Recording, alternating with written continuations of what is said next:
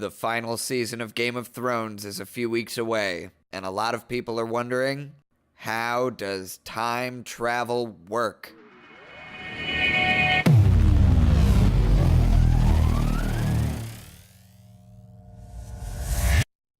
Allow me to reenact the famous time travel moment from Season 6, Episode 3, when Bran calls out to his father. Father! What the fuck was that? Hey, hold on there, kiddo. We're gonna leave. Why did you do that?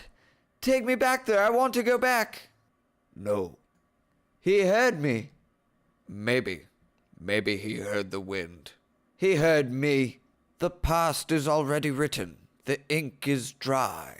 So we have an argument between Bran and the Three-Eyed Raven. The Three-Eyed Raven says you cannot change the past, but Bran is convinced that you can. Bran argues his father heard him. And if we watch the scene, Ned did turn around. So who's right? Spoiler, it's Bran. Now, most fans think that the Three-Eyed Raven is telling the truth, and he said the same thing to Bran in the books. But the Three-Eyed Raven is a liar. How do I know? Because the author of the books, George R.R. Martin, already wrote 2 stories about time travel, Unsound Variations and Under Siege. So let's examine how time travel works in these 2 stories.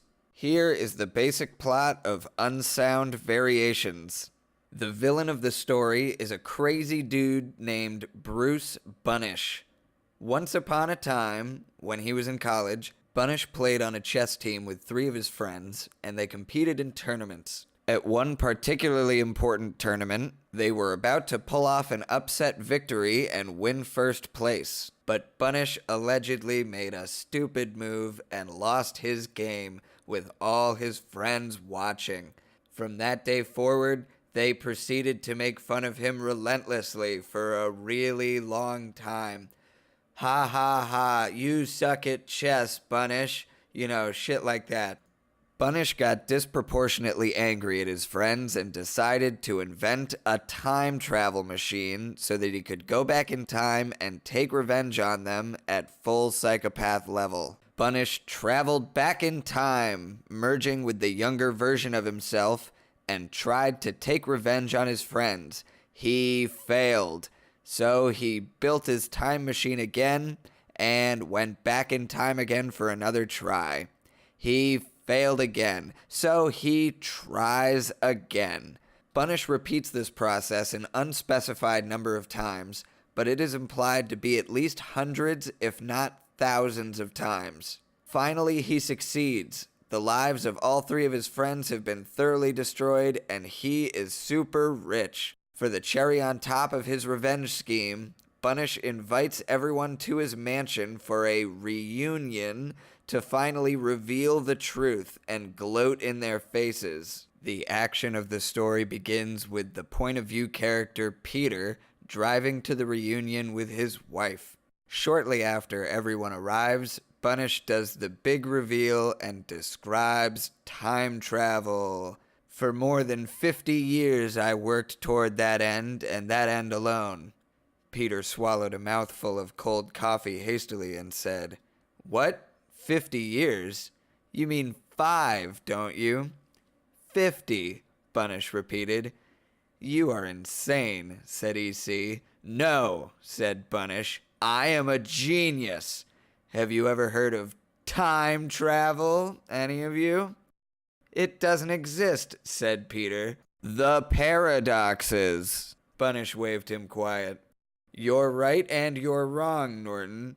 It exists, but only in a sort of limited fashion. Yet that is enough. I won't bore you with the mathematics none of you can understand. Analogy is easier. Time is said to be the 4th dimension, but it differs from the other 3 in one conspicuous way.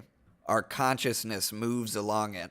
From past to present only, alas, time itself does not flow, no more than, say, width can flow. Our minds flicker from one instant of time to the next. This analogy was my starting point. I reasoned that if consciousness can move in one direction, it can move in the other direction as well. It took me 50 years to work out the details, however, and make what I call a flashback possible. I perfected my device at the age of 71. There is no way to move matter through time, but mind is a different issue. My device would send my mind back to any point in my own lifetime that I chose, superimpose my consciousness with all its memories onto the consciousness of my earlier self. I could take nothing with me, of course. Bunish smiled and tapped his temple significantly, but I still had my photographic memory. It was more than enough. I memorized things I would need to know in my new life, and I flashed back to my youth. I was given another chance. A chance to make some different moves in the game of life. I did. Steve Del Mario blinked. Your body, he said blurrily. What happened to your body, huh? An interesting question. The kick of the flashback kills the would-be time traveler. The body, that is. The timeline itself goes on, however. At least my equations indicate that it should. I've never been around to witness it. Meanwhile, changes in the past create a new variant timeline. Oh, alternate tracks, Del Mario said. He nodded. Yeah. So consciousness can move backward through time, but not matter. And time itself does not flow. Now let's compare that explanation to what the three-eyed raven says in the books. A man must know how to look before he can hope to see, said Lord Brynden. Those were shadows of days past that you saw, Bran. You were looking through the eyes of the heart tree in your godswood. Time is different for a tree than for a man. Sun and soil and water, these are the things a werewood understands, not days and years and centuries. For men, time is a river. We are trapped in its flow, hurtling from past to present, always in the same direction. The lives of trees are different. They root and grow and die in one place, and that river does not move them. The oak is the acorn is the oak. And the werewood, 1,000 human years are a moment to a werewood, and through such gates you and I may gaze into the past. George R.R. Martin is obviously applying the same concept in both stories. Time itself does not flow like a river. Consciousness moves along time, from past to present, but it is possible to move the other direction. And when you do change the past, it creates a new variant timeline, and the current timeline itself goes on unchanged. This means that Bran's instincts were correct, and his father heard him call out. There was indeed a previous version of the timeline in which Ned just ran up the stairs to the tower without turning around. This style of time travel also means that paradoxes are impossible because you are never really altering the timeline. You can kill your own grandfather if you want. It would only prevent you from being born in the new version of the timeline, not the one you came from. Just to drive home the point that the timeline can definitely be changed, here is a quote from the end of the other time travel story, Under Siege. He took up residence in New York City, where he married, fathered 9 children, and became a well-known and influential journalist, widely respected for his canny ability to sense coming trends. When events proved him wrong, as happened infrequently, Antonin was always surprised. He was a founder of the Republican Party, and his writings were instrumental in the election of John Charles Fremont to the presidency in 1856. Obviously, James Buchanan defeated Fremont to become president in 1856, and Lincoln was the first Republican president in 1860. Now, there is a lot of evidence that points to the existence of a Bruce Bunnish-type character in Game of Thrones. Someone has been manipulating the timeline, going back in time hundreds or perhaps thousands of times to nudge events into place for some sort of master plan that we are seeing play out in the TV show. All the characters, Jon, Dany, Bran, Tyrion, Arya, Sansa, Sam, Cersei, the dragons, the White Walkers, they are all where they are supposed to be for the end of this grand scheme, whatever that may be. So who is the Bruce Bunnish of Game of Thrones? Well, it is probably the Night Queen. What? Who? Yeah, There's the Night King, and according to legend, back in the day, he had a queen, and she is probably the one causing all this mischief. I will explain later. First, you may be wondering, how did the protagonist Peter win against Bruce Bunnish? How could he possibly defeat a time traveler? Well, it is actually quite simple. Here is the second to last scene from the story, the climax where they defeat Bunnish. You can go, Bunnish said, and that drunk too, but not Peter. He showed his dimples. Why, Peter has almost won in a sense, so I'm going to be generous. You know what I'm going to do for you, Captain? I'm going to let you use my flashback device. No, thank you, Peter said. Bunnish stared, befuddled. What do you mean, no? Don't you understand what I'm giving you? You can wipe out all your failures, try again, make some different moves, be a success in another timeline. I know. Of course, that would leave Kathy with a dead body in this timeline, wouldn't it? And you with the satisfaction of driving me to something that uncannily resembles suicide. No, I'll take my chances with the future instead of the past. With Kathy. Bunnish let his mouth droop open. What do you care about her? She hates you anyway. She'll be better off with you dead. She'll get the insurance money and you'll get somebody better. Somebody who cares about you. But I do care about him, Kathy said. She put a hand on Peter's shoulder. He reached up and touched it and smiled. Then you're a fool too, Bunnish cried. He's nothing. He'll never be anything. I'll see to that. Peter stood up. I don't think so, somehow. I don't think you can hurt us anymore. Any of us. He looked at the others. What do you think, guys? EC cocked his head thoughtfully and ran a finger along the underside of his mustache. You know, he said, I think you're right.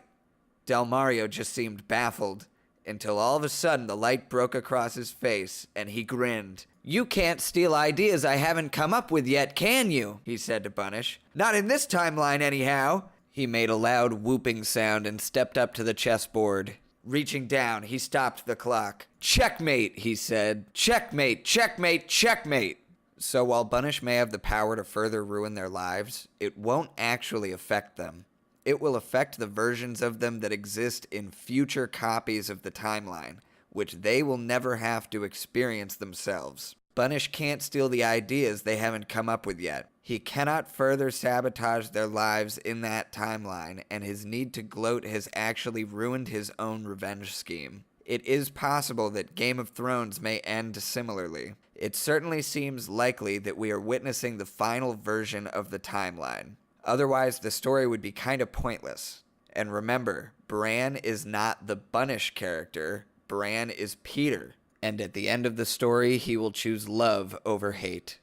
Now, some of you may be asking, but wait, what happened with Hodor? We saw his tragic death in Season 6, and we saw how Bran accidentally created Hodor by skin-changing into Hodor to make him hold the door, while simultaneously looking back in time. Young Willis had a seizure and experienced his own death, which caused him to only be able to say Hodor. Wasn't that the traumatic event that caused Hodor to be simple-minded in the first place? Doesn't that prove that time is circular and not a multiverse? Because if Hodor was smart, then the timeline wouldn't play out the same. The entire reason Bran can skin change into Hodor to make him hold the door is because he had practice. First at Queen's Crown Tower to hide from the wildlings, and then outside the cave to fight some zombies. If Hodor was a fully intelligent person, then Bran wouldn't have skin changed him, and there is also evidence that it may be impossible to skin change a regular person, period. Well, the answer is pretty simple. No. Hodor was always simple-minded in every version of the timeline. At some point, there was a version of the timeline where a simple-minded man named Willis traveled north with Bran and got killed holding a door, in the process creating a new copy of the timeline where simple-minded young Willis, who can speak no words at all, experiences his own death, and he gains the ability to say Hodor, and is thereafter known as Hodor, because according to Old Nan, no one knew where Hodor had come from. But when he started saying it, they started calling him by it. It was the only word he had. Now, obviously, this explanation doesn't totally fit with the TV show because Bran sees Hodor speak, and he doesn't seem mentally challenged. I'm guessing the writers made him speak in the TV show for dramatic effect. We have not seen Hodor's origin story in the books yet, and the show writers make shit up all the time that doesn't make any sense. So that's how time travel actually works in Game of Thrones. In the next video, I will explain the dark secret of the weirwood trees.